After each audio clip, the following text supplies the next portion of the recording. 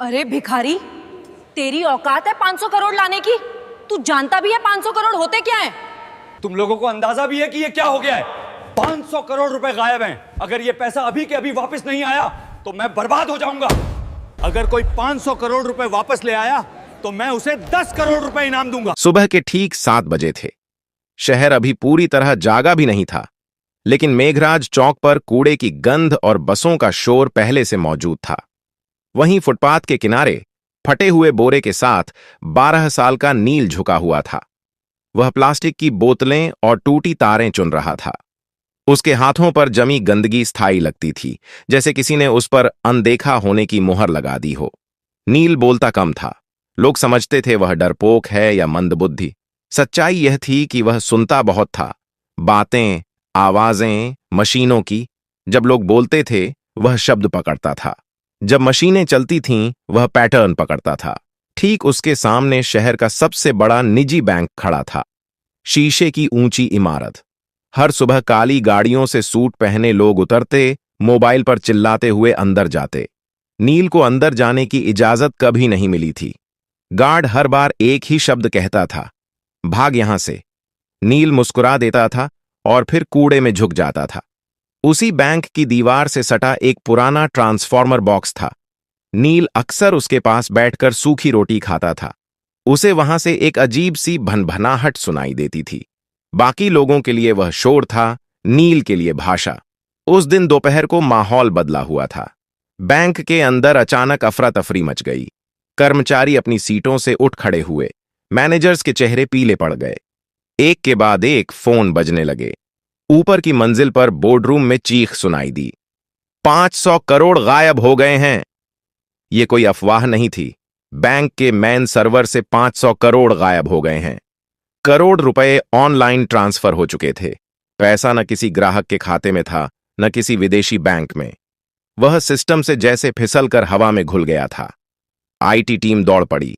Server logs खोले गए, firewall check हुए, साइबर सिक्योरिटी एक्सपर्ट्स को कॉल गया, पुलिस को सूचना दी गई। हर मिनट के साथ बैंक की साख डूब रही थी। बाहर फुटपाथ पर बैठा नील यह सब देख रहा था। उसे कुछ अजीब लगा। बैंक के बैकअप सर्वर की एग्जॉस्ट फैन की आवाज बदली हुई थी। वह लय में नहीं चल रही थी। बीच बीच में एक हल्का सा ठहराव था, जैसे कोई सांस रोक रहा हो। नील उठ खड़ा हुआ। उसने बोरा नीचे रखा और दीवार के पास कान लगा दिया। उसकी आंखें सिकुड़ गईं। यह चोरी नहीं है, वह बुदबुदाया। यह रूट रीडायरेक्शन है। नील को याद आया अपनी मां का चेहरा। मां जो कभी इसी बैंक में क्लीनर थी। एक रात एक्सीडेंट में चली गई। उसके बाद नील सड़क पर आ गया। मां के पास एक पुराना कीपैड फोन था और उसमें कुछ नोट्स। नंबर नहीं, पैटर्न। नील ने जेब से वह मुड़ा तोड़ा कागज निकाला जिस पर उसने खुद से बनाए निशान लिख रखे थे। वह रोज मशीनों को देखकर नई चीजें समझता और निशान बनाता था। बैंक के अंदर घबराहट बढ़ रही थी। बाहर एक कूड़ा बिनने वाला लड़का खड़ा था, जिसकी नजरें शीशे के पार सर्वर रूम की दीवारों के आर पार देख रही थीं। नील ने गहरी सांस ली। अगर अब नहीं बताया, उसने खुद से कहा, तो पैसा हमेशा के लिए चला जाएगा। उसने बोरा उठाया और बैंक के मुख्य गेट की तरफ बढ़ गया। गार्ड ने उसे देखते ही डंडा उठाया। कहा था ना, यहां मत आना। नील रुका नहीं। उसने पहली बार सीधा आंखों में देखकर कहा, साहब, जो पैसा गया है वो अभी भी इसी बैंक में है। गार्ड हंसा, लेकिन अंदर कहीं ऊपर एक अलार्म और तेज हो गया। और यहीं से कहानी शुरू होती है। गार्ड की हंसी अभी पूरी भी नहीं हुई थी कि बैंक के अंदर से एक महिला बाहर आई। नीले रंग की साड़ी, गले में आईडी कार्ड और चेहरे पर साफ घबराहट। वह बैंक की senior operations manager Radhika Mehta थी। पिछले 20 मिनट से वह लगातार आईटी टीम और हेड ऑफिस के बीच फंसी हुई थी। उसकी नजर नील पर पड़ी। क्या कहा तुमने? उसकी आवाज सख्त थी, लेकिन आंखों में थकान साफ दिख रही थी। गार्ड ने झट से कहा, मैडम, यह कूड़ा बिनने वाला है, झूठ बोल रहा है। नील ने सिर झुकाया, फिर धीरे से बोला, मैडम, पैसा बाहर नहीं गया। सिस्टम ने खुद रास्ता बदला है। अगर अभी कुछ नहीं किया गया तो 3 घंटे बाद वो पैसा अपने आप मिट जाएगा। यह सुनते ही राधिका का दिल धक से रह गया। तुम्हें कैसे पता? उसने बिना सोचे पूछ लिया। नील ने बैंक की दीवार की तरफ इशारा किया। आपके बैकअप सर्वर का फैन 30 सेकंड में एक बार रुक रहा है। ऐसा तब होता है जब लोड जानबूझकर घुमाया जाता है। यह चोरी नहीं है, यह ट्रैप है। वह बोलते समय न घबरा रहा था न तेज, जैसे यह सब उसके लिए नया नहीं था। राधिका ने एक पल सोचा। अंदर आईटी हेड चिल्ला रहा था कि डेटा फ्लो समझ नहीं आ रहा। पुलिस रास्ते में थी, मीडिया को भनक लगने ही वाली थी। उसने गार्ड को देखा। इसे अंदर आने दो। गार्ड चौंक गया। मैडम, यह, मैंने कहा, अंदर आने दो। नील पहली बार बैंक के अंदर गया। एयर कंडीशन की ठंडी हवा से वह सिहर गया। फर्श इतना चमकदार था कि उसमें अपना गंदा चेहरा देखकर उसे झिझक हुई। लोग उसे घूर रहे थे। कोई फुसफुसाया, ये बच्चा क्या करेगा? नील को इससे फर्क नहीं पड़ा। राधिका उसे सीधे आईटी फ्लोर पर ले गई। वहां 5 लोग 5 लैपटॉप और बड़ी स्क्रीन के सामने खड़े थे। स्क्रीन पर लाल रंग की लाइनें और नंबर भाग रहे थे। आईटी हेड ने गुस्से में कहा, मैडम, अभी समय नहीं है, यह मजाक नहीं है। नील ने स्क्रीन की तरफ देखा और तुरंत बोला, आप लोग गलत लॉक देख रहे हैं, असली रास्ता छुपाया गया है। कमरे में सन्नाटा छा गया। यह बच्चा हमें सिखाएगा? किसी ने तंज कसा। नील पास गया। उसने स्क्रीन के कोने में दिख रहे एक छोटे से टाइम स्टैम्प की तरफ इशारा किया। यह देखिए, हर बार ट्रांजैक्शन से 1 सेकंड पहले टाइम पीछे जा रहा है। यह मैनुअल नहीं हो सकता। आईटी हेड ने झुककर देखा। उसका चेहरा बदल गया। यह तो असंभव है। नील ने पहली बार सिर उठाकर सबको देखा। असंभव नहीं है सर। जिसने यह किया है उसने पैसा चुराया नहीं, उसने बैंक को खुद से लड़ने पर मजबूर कर दिया है। राधिका की आवाज कांप गई। तो पैसा वापस आ सकता है? नील ने हल्की सांस ली। आ सकता है, लेकिन अगर देर हुई तो नहीं। घड़ी की टिक टिक तेज लगने लगी और उसी पल नील ने कहा, मुझे एक कंप्यूटर चाहिए। इंटरनेट नहीं, सिर्फ लोकल एक्सेस। कमरे में कोई बोला नहीं। पहली बार बैंक के सबसे बड़े संकट में सबकी नजरें एक कूड़ा बिनने वाले लड़के पर टिकी थीं। और नील जानता था, अब पीछे हटने का कोई रास्ता नहीं है। कमरे में एक अजीब सा सन्नाटा था। एयर कंडीशनर की ठंडी हवा चल रही थी, लेकिन किसी को ठंड महसूस नहीं हो रही थी। सबकी नजरें नील पर थीं। वह कुर्सी पर बैठा नहीं था, वह खड़ा था, जैसे बैठना उसके लिए फालतू की चीज हो। आईटी हेड ने हिचकिचाते हुए एक सिस्टम उसकी तरफ घुमा दिया। यह लोकल मशीन है, नेटवर्क से कटी हुई। अगर कुछ गलत हुआ तो भी फर्क नहीं पड़ेगा, नील ने बीच में कहा। जो नुकसान होना था वो हो चुका है। उसने कीबोर्ड को ऐसे छुआ जैसे कोई पुराना दोस्त हो। उंगलियां गंदी थीं, लेकिन चलने में झिझक नहीं थी। स्क्रीन पर एक काली विंडो खुली। राधिका ने घड़ी देखी। नील, हमारे पास ज्यादा समय नहीं है। नील ने सिर हिलाया। मुझे पता है। उसने टाइप करना शुरू किया। कोई तेजी नहीं, कोई दिखावा नहीं। हर कमांड सोचकर, जैसे वह पहले ही यह सब कर चुका हो।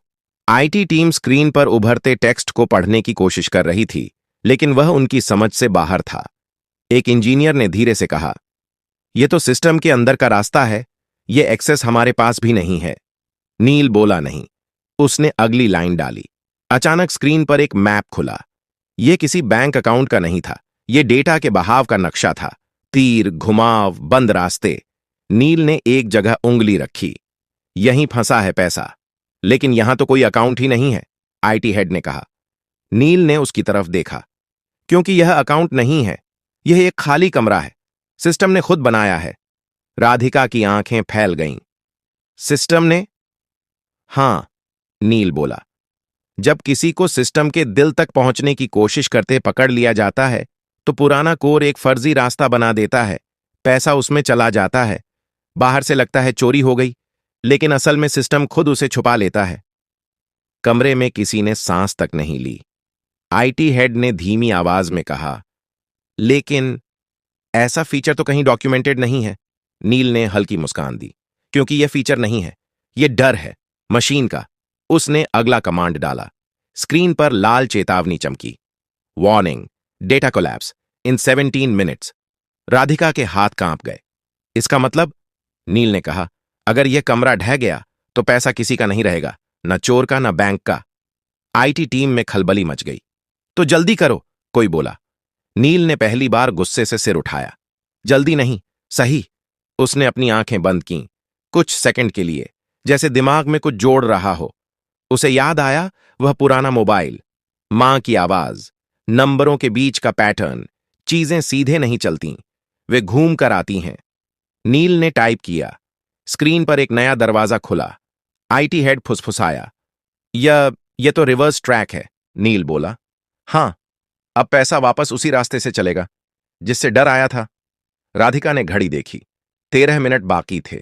नील की उंगलियां फिर चलने लगीं और बाहर बैंक के गेट पर मीडिया की पहली वैन आकर रुक चुकी थी। बाहर कांच के दरवाजों के पार कैमरे चमकने लगे थे। मीडिया को बस एक इशारे का इंतजार था। अंदर आईटी फ्लोर पर तनाव इतना गाढ़ा था कि जैसे हवा भी भारी हो गई हो।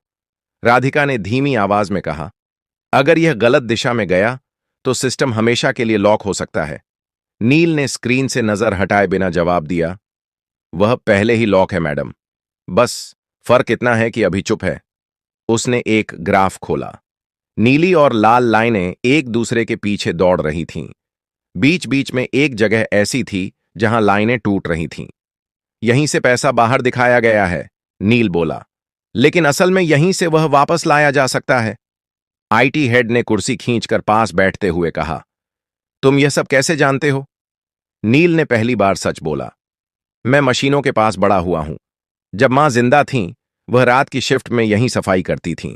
मैं बाहर बैठा रहता था। सर्वर रूम की आवाजें मुझे बातें जैसी लगती थीं। कोई कुछ नहीं बोला। नील ने अगला कमांड डाला। स्क्रीन पर एक नया संदेश उभरा, ऑथोराइजेशन रिक्वायर्ड।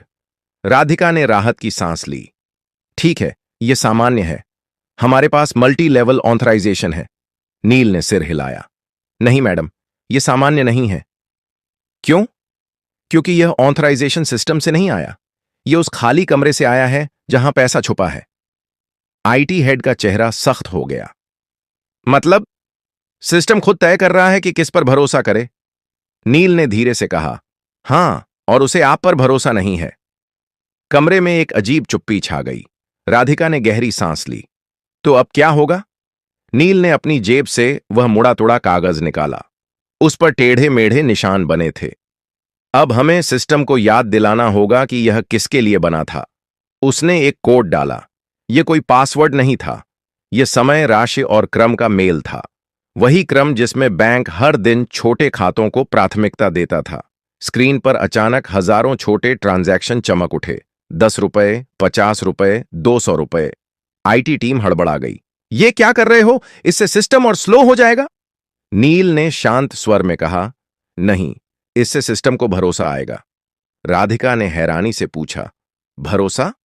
हां, नील बोला, मशीनें ताकत पर नहीं चलती, वे पैटर्न पर चलती हैं, और सबसे सच्चा पैटर्न है छोटे लोगों का पैसा। स्क्रीन पर चेतावनी बदलने लगी। Trust index rising. IT head ने आंखें मल लीं। यह मीटर पहले कभी नहीं देखा, नील ने कहा, क्योंकि आपने कभी सिस्टम से पूछा ही नहीं कि उसे क्या चाहिए। घड़ी पर नजर पड़ी। 7 मिनट बाकी थे। नील की उंगलियां अब और तेज चल रही थीं, और उसी वक्त बैंक के मेन सर्वर से एक धीमी सी बीप की आवाज आई, जैसे कोई सोया हुआ दिमाग जाग रहा हो। सभी समझ गए, अब वापसी शुरू हो चुकी थी। बीप की वह आवाज छोटी थी, लेकिन असर बड़ा। आईटी फ्लोर पर खड़े हर इंसान की रीढ़ सीधी हो गई। स्क्रीन पर बिखरे हुए तीर अब एक दिशा में मुड़ने लगे थे, जैसे कोई भटकी हुई नदी अपने पुराने रास्ते को पहचान रही हो। आईटी हेड ने हकलाते हुए कहा, डेटा फ्लो रिवर्स हो रहा है। राधिका की आंखें स्क्रीन से हट ही नहीं रही थीं। मतलब? नील ने बिना रुके जवाब दिया, मतलब पैसा लौट रहा है, लेकिन अभी सफर पूरा नहीं हुआ है। स्क्रीन पर नंबर चलने लगे।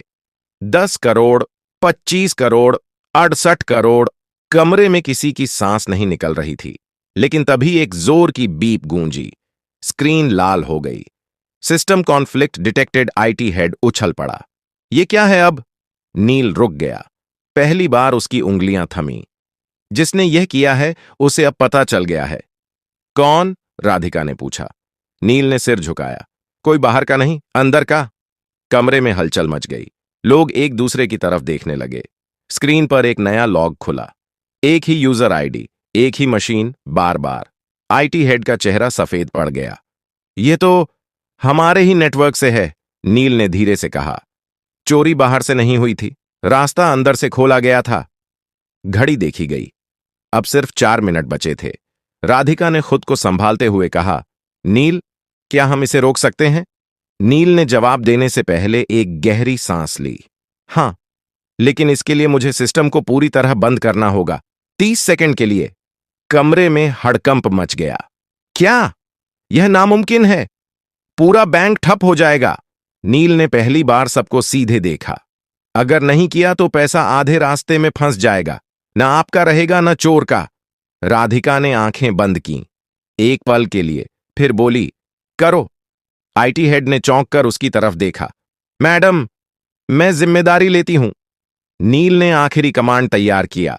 उसकी उंगलियां हल्की कांप रही थीं, लेकिन दिमाग साफ था। उसे मां की आवाज याद आई, डर लगे तो भी सही काम मत छोड़ना। उसने एंटर दबाया। पूरे बैंक की लाइटें एक साथ बुझ गईं। कंप्यूटर, एटीएम, सब कुछ। बाहर मीडिया चिल्ला उठा, बैंक बंद हो गया, पैसा डूब गया। अंदर घुप अंधेरा था। फिर 1 सेकंड बाद, 2 सेकंड बाद, तीसरे सेकंड पर एक हरी लाइट जली, फिर दूसरी, फिर पूरी स्क्रीन। सिस्टम वापस आ चुका था और इस बार पैसे के नंबर एक एक करके सही खाते में लौट रहे थे। 100 करोड़, 250 करोड़, 400 करोड़। आईटी हेड की आंखों से आंसू निकल आए। हो गया। आखिरी नंबर रुका, 500 करोड़। रिकॉन्साइल्ड। कमरे में कोई ताली नहीं बजी, कोई चिल्लाया नहीं। सब बस नील को देख रहे थे। वह कुर्सी से नीचे उतरा, थका हुआ, खामोश। बैंक का पैसा वापस आ चुका था। अब सवाल यह था, यह चोरी किसने की थी और नील सच में कौन था? कमरे में सन्नाटा था, लेकिन यह डर का नहीं था। यह उस पल का सन्नाटा था जब इंसान समझ जाता है कि अब कहानी बदल चुकी है। स्क्रीन पर हरे रंग की लाइनें स्थिर हो चुकी थीं। 500 करोड़ पूरी तरह बैंक के खातों में लौट चुके थे। सिस्टम नॉर्मल दिखा रहा था, लेकिन लोगों के चेहरे अभी भी जमे हुए थे। राधिका ने धीमी आवाज में कहा, नील, तुमने बैंक को बचा लिया। नील ने कोई जवाब नहीं दिया। वह स्क्रीन को देख रहा था, जैसे किसी और चीज की तलाश में हो। आईटी हेड ने राहत की सांस लेते हुए कहा, हमें तुरंत यह पता लगाना होगा कि अंदर से यह किसने किया। नील ने गर्दन हिलाई। सिस्टम खुद बता देगा। कैसे? किसी ने पूछा। नील ने एक आखिरी लॉग खोला। यह आम यूजर लॉग नहीं था। यह वह लेयर थी जहां सिर्फ तब एंट्री होती है जब कोई सिस्टम को धोखा देने की कोशिश करता है। स्क्रीन पर एक नाम उभरा। कोई टेक्निकल कोड नहीं, कोई फर्जी आईडी नहीं, एक साफ नाम, बैंक के डिप्टी टेक्नोलॉजी डायरेक्टर का। कमरे में जैसे हवा निकल गई। आईटी हेड कुर्सी पर बैठ गया। यह मुमकिन नहीं है, नील ने शांत स्वर में कहा। मुमकिन है, क्योंकि उसे सिस्टम की आदतें पता थीं। उसने सोचा, सिस्टम मशीन है। उसे यह नहीं पता था कि मशीन याद भी रखती है। राधिका ने तुरंत फोन उठाया। सिक्योरिटी को ऊपर भेजो, अभी। कुछ ही मिनटों में उस अधिकारी को कमरे में लाया गया। चेहरा पीला, आंखें नीचे। वह कुछ बोल नहीं रहा था। राधिका ने सख्त आवाज में पूछा, आपने यह क्यों किया? वह चुप रहा। नील आगे बढ़ा। क्योंकि आप सोच रहे थे कि पैसा बाहर निकल जाएगा और सिस्टम आपको पहचान नहीं पाएगा। लेकिन आपने एक गलती की। आदमी ने पहली बार सिर उठाया। कौन सी? आपने छोटे खातों को नजरअंदाज किया, नील बोला। आपने सिर्फ बड़े ट्रांजैक्शन देखे। सिस्टम ने आपको वहीं पकड़ लिया। आदमी टूट गया। मुझे कर्ज में डुबो दिया गया था। मुझे रास्ता नहीं दिखा। राधिका ने सिक्योरिटी को इशारा किया, ले जाइए। जब वह बाहर गया तो किसी ने राहत की सांस ली, किसी ने शर्म की। नील अब दरवाजे की तरफ बढ़ने लगा। राधिका ने चौंक कर कहा, रुको, तुम कहां जा रहे हो? नील रुका। मेरा काम हो गया मैडम। काम? उसकी आवाज भर आई। तुम्हें पता है तुमने क्या किया है? बैंक, ग्राहक, पूरा सिस्टम। नील ने धीरे से कहा, मैंने सिर्फ जो गलत था उसे सही किया है। राधिका आगे बढ़ी। तुम्हें इनाम मिलेगा, नौकरी मिलेगी, पढ़ाई, सब कुछ। नील ने पहली बार हल्की मुस्कान दी। अगर आप सच में कुछ देना चाहती हैं तो एक काम कीजिए। क्या? बाहर जो बच्चे कूड़ा बीनते हैं ना, नील बोला, उनके लिए सिस्टम बनाइए, ऐसा सिस्टम जो उन्हें अनदेखा न करे। राधिका कुछ बोल नहीं पाई। नील दरवाजे से बाहर निकल गया। वही फटा बोरा, वही गंदे हाथ। लेकिन अब बैंक की दीवारें उसे देख रही थीं, क्योंकि सिस्टम तो बच गया था। अब इंसानों की बारी थी। बैंक के बाहर शाम ढल चुकी थी, लेकिन भीड़ कम नहीं हुई थी। कैमरे अब भी चमक रहे थे। रिपोर्टर एक दूसरे को धक्का देकर आगे आने की कोशिश कर रहे थे। सबको एक ही खबर चाहिए थी। 500 करोड़ कैसे लौटे? राधिका कांच के दरवाजे के पास आकर रुकी। उसके हाथ में माइक्रोफोन नहीं था, फिर भी आवाज साफ थी। यह बैंक की जीत नहीं है, उसने कहा। यह एक बच्चे की समझ की जीत है। भीड़ में हलचल मच गई। कौन बच्चा? कहां है वो? नाम बताइए। राधिका ने दरवाजे की तरफ देखा। नील जा चुका था। उसके कदम पहले ही फुटपाथ की तरफ मुड़ चुके थे, जहां उसकी दुनिया थी। टूटे डिब्बे, प्लास्टिक की बोतलें और मशीनों की आवाजें। उसे नहीं पता था कि पीछे क्या हो रहा है, लेकिन शहर को पता चल चुका था। कुछ ही घंटों में खबर फैल गई। एक कूड़ा बिनने वाला लड़का, बैंक की चोरी, 500 करोड़ वापस। सोशल मीडिया पर सवाल उठे। यह लड़का कौन है? इसे मौका क्यों नहीं मिला पहले? हमने कितनी नील जैसे बच्चों को अनदेखा किया। अगली सुबह बैंक के बाहर एक पोस्टर लगा। अगर आप नील को जानते हैं, हम उससे मिलना चाहते हैं। उसी सुबह नील ट्रांसफॉर्मर बॉक्स के पास बैठा था। उसने पोस्टर देखा, पढ़ा, फिर नजर हटा ली। उसके लिए पोस्टर नया नहीं था, नई थी लोगों की नजर। दोपहर तक नगर निगम के अधिकारी आए, फिर एक स्कूल की वैन, फिर एक महिला जो शिक्षा विभाग से थी। सब एक ही बात कह रहे थे, तुम्हें पढ़ना चाहिए, तुम्हें यहां से निकलना चाहिए। नील ने पहली बार सवाल पूछा, क्या पढ़ाई के बाद भी कोई मुझे सुनेगा? कोई जवाब नहीं दे पाया। शाम को राधिका खुद आई, बिना साड़ी, बिना पद के, सिर्फ एक इंसान की तरह। उसने नील के पास बैठकर वहीं सूखी रोटी तोड़ी। मैं तुम्हारे लिए कोई योजना नहीं लाई, उसने कहा।